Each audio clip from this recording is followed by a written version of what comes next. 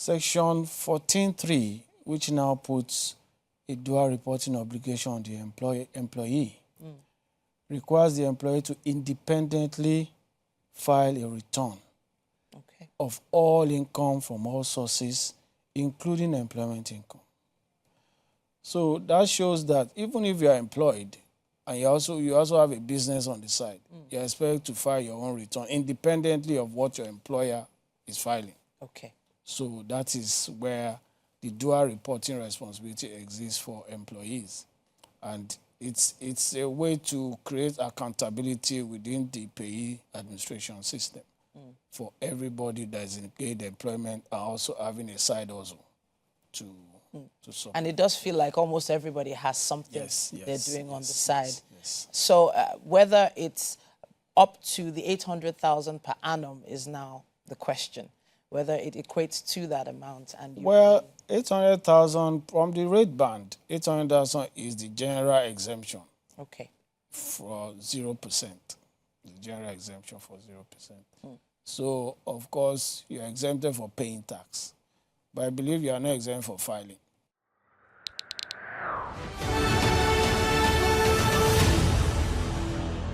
This is business news. The Lagos State government has inaugurated a fresh food hub in Agege designed to reduce post-harvest losses, improve food distribution, and create more organized trading environment. Located at Penn Cinema, the 7,000 square meter facility will accommodate between 350 and 400 vendors, including farmers, wholesalers, retailers, and other players in the food supply chain. Speaking at the unveiling, Governor Babajide Sanwo-Olu said the hub is part of the government's investment in strengthening food security and easing pressure on consumers. He noted that more than 70% of food consumed in Lagos comes from outside the state, with fragmented supply chains, high transport costs, inadequate storage, and food losses contributing to rising prices. For Lagos taxpayers, the project represents an investment in a more efficient food system with the potential to reduce food losses and distribution costs that ultimately affect household spending. The Agege Hub complements the Mushin Fresh Food Hub and the larger Lagos State Central Food Systems and Logistics Hub under construction in Ekpe. And that's it on Business News.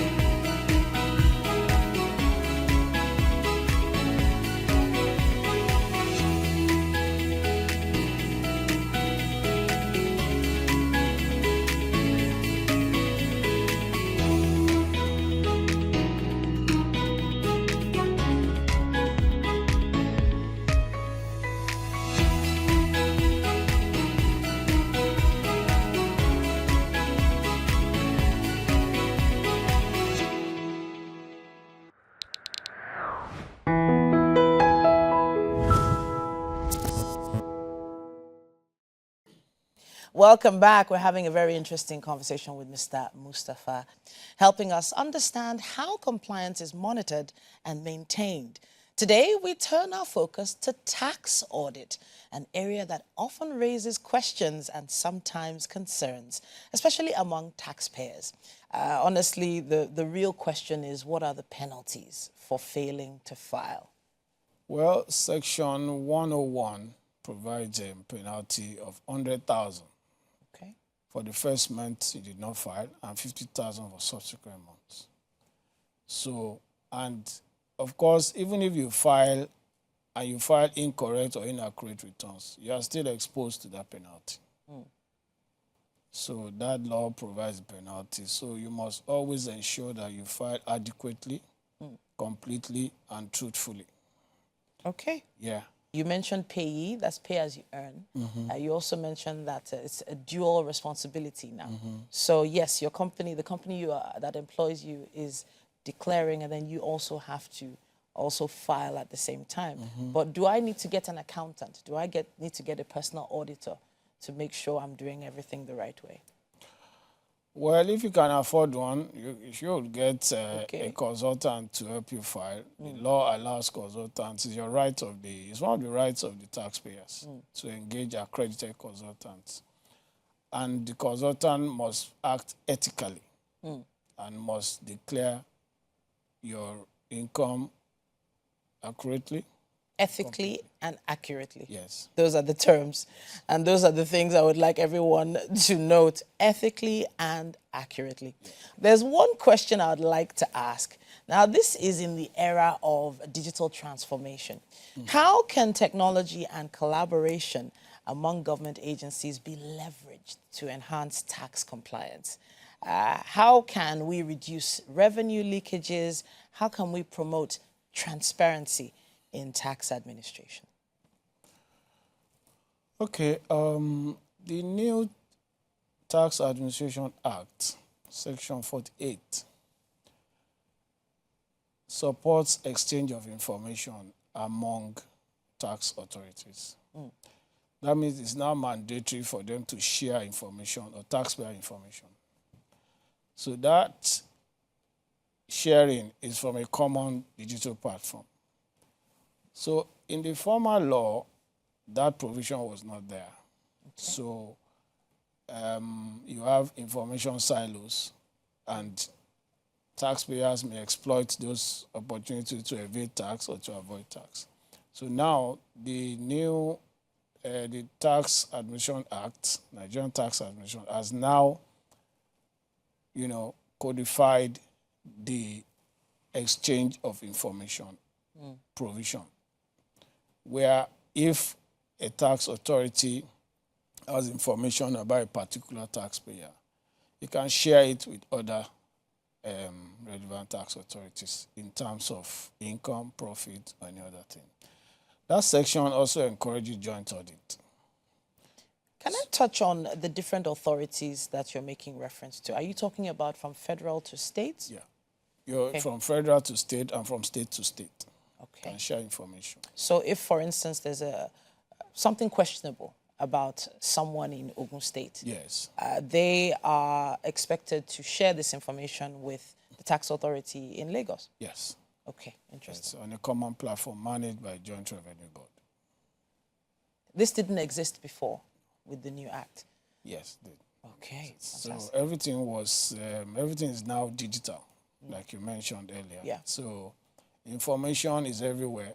So if any tax authority is aware of any information about a tax that's accruable to another tax authority, you can actually share that information.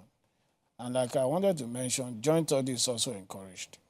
So if a tax authority is conducting an audit and it discovers that there's a non-compliance of a particular tax due to, say, LRS, it can refer that matter to LRS and also invite LRS for joint audit.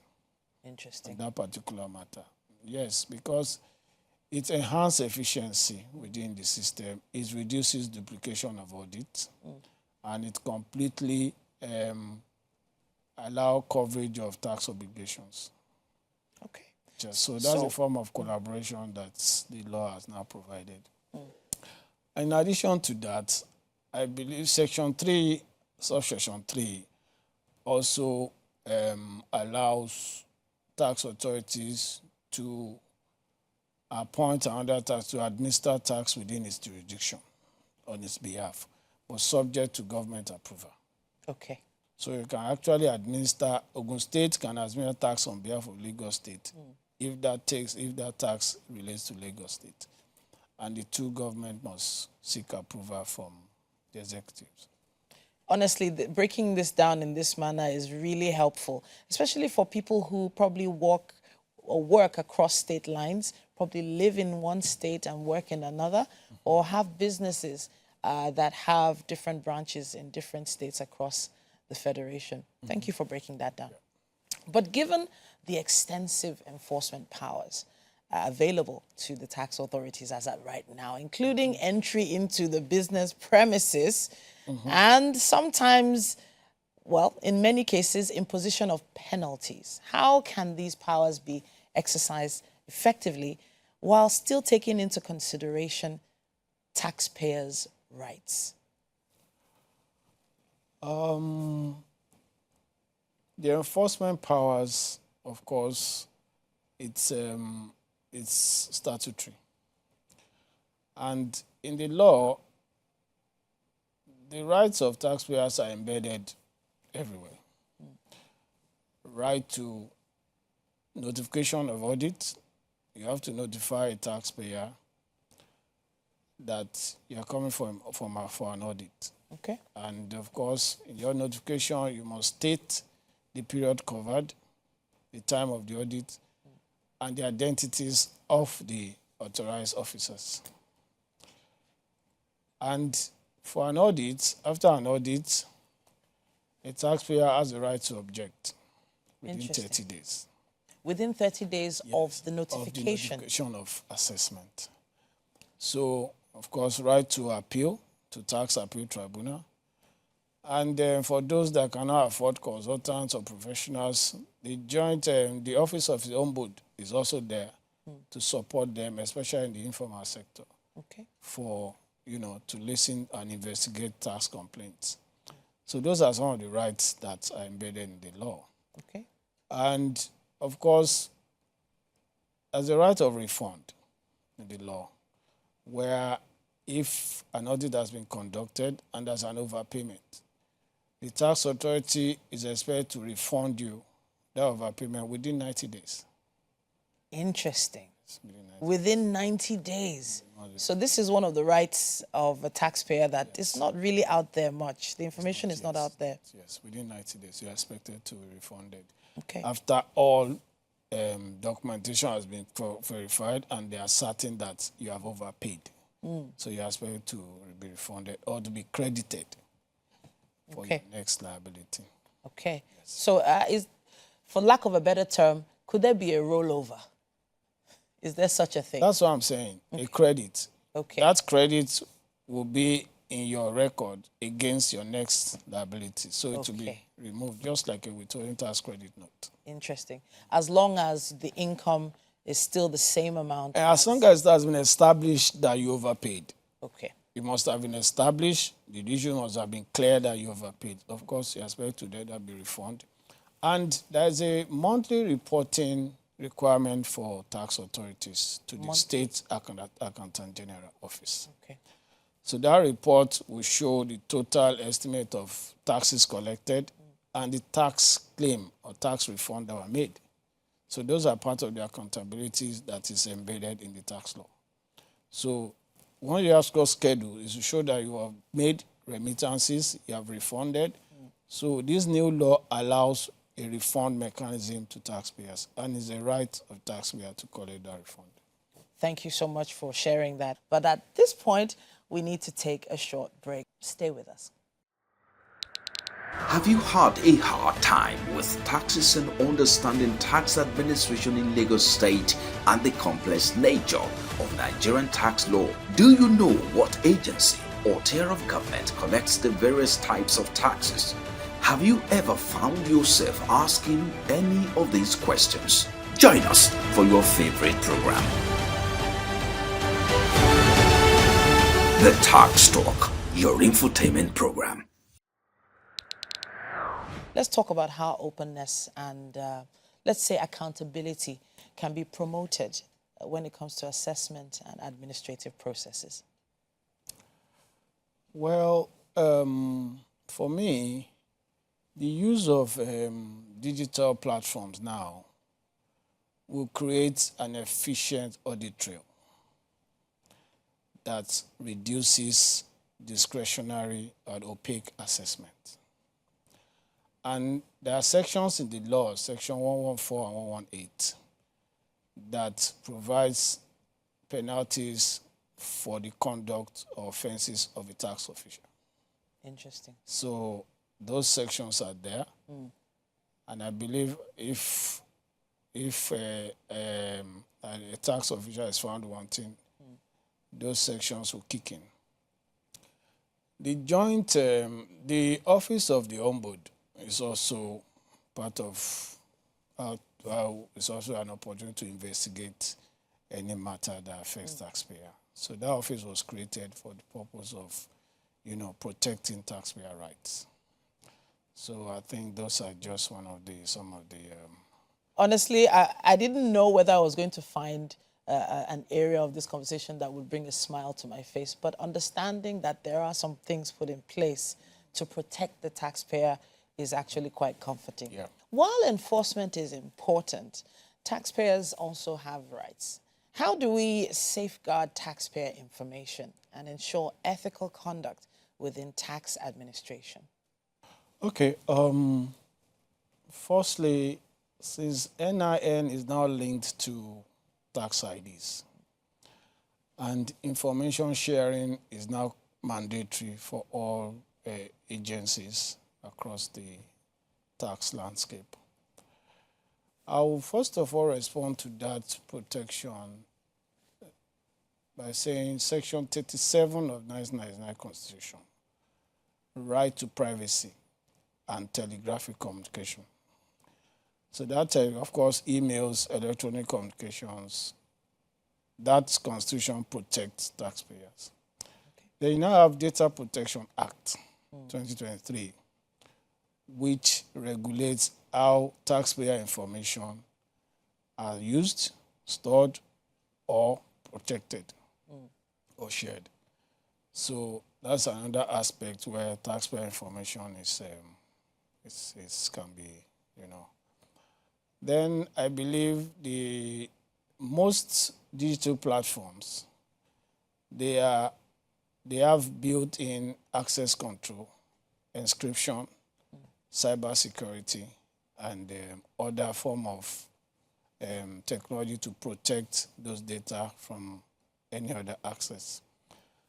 And right now in LRS, Lagos State Inland Revenue Service, our IT directorate is engaging consultants on international standard that has to do with international security and management system, where we try to build a structured framework to enhance data protection, security, and other.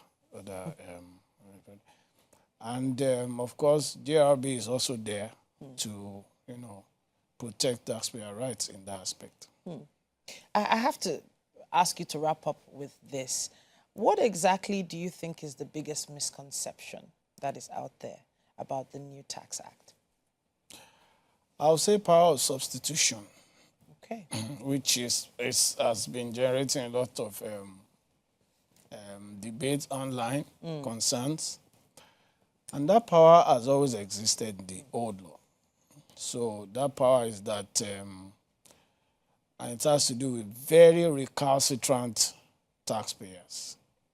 Very recalcitrant, someone that's refused and failed to pay. Okay. So you can actually invoke that power of substitution, Section 60, to appoint anyone that is in possession of an asset or cash of that defaulter to make the payment to the tax authorities. Interesting. Can appoint, so like your banks, your business partners, your debtors, your tenants. So if you are a landlord and you have, let's say, a block of flats, you could substitute. No, it's not you. If the landlord fails to pay withholding tax on rent, and the tenant is still owing the landlord, LRS or any state internal revenues can appoint that tenant rather than to pay the money to the landlord must pay to cover the tax. But it must be someone that fails or refuses to pay tax. It doesn't have to be everybody. It must be someone that's consistently refused to pay tax, and that tax has been established and has been, been a case. Established over a period of time? Yeah, established over a period of time. All right. Thank you so much, Mr. Mustapha, for joining us today. You've really helped us understand how audit, enforcement, and, of course, the safeguards work together. It's all about maintaining fairness at this point, and compliance is one of the strongest things, especially when it comes to integrity and transparency. Thank you so much for joining us. Thank you so much. All right, that concludes today's Corporate Talk segment. Hopefully you learned a thing or two. The show continues after this break.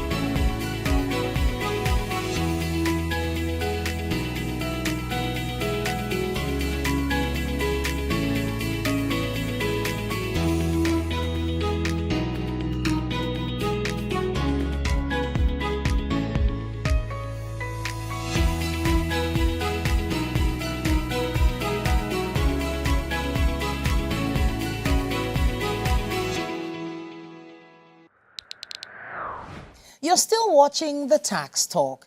You can follow us across social media platforms using the handles displayed on screen during the course of the show. Also, don't be shy to subscribe to our YouTube channel, where you can re-watch this episode and past ones online at your convenience. Tax compliance translates into visible development across Lagos State. Now, in this next segment, we highlight projects funded through taxpayer contributions. Up next, Tax Did It.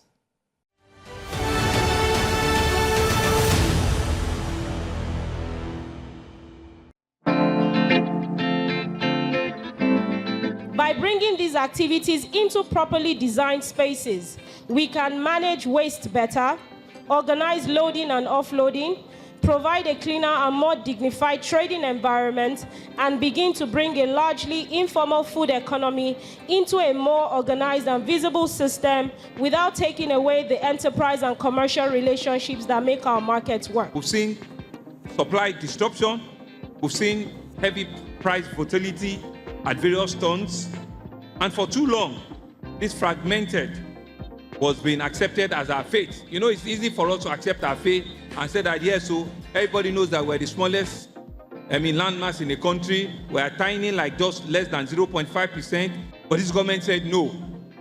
And so, feeding Lagos is not a production challenge alone. It is a systems challenge. It is not enough to grow more food. We must aggregate it better. We must move it faster. We must store those food better. We must process those food better, and we must be able to finance them better. We must regulate better, and we must trade better. An effective audit system protects revenue, strengthens accountability, and safeguards taxpayer rights. When expectations are clear, compliance becomes a shared responsibility rather than a source of uncertainty. When enforcement is structured and transparent, confidence in the system grows. Audit and compliance mechanisms strengthen credibility within the tax system. Thank you so much for joining us. My name once again is Titilayo Oyinson. See you next week on The Tax Talk. Goodbye for now.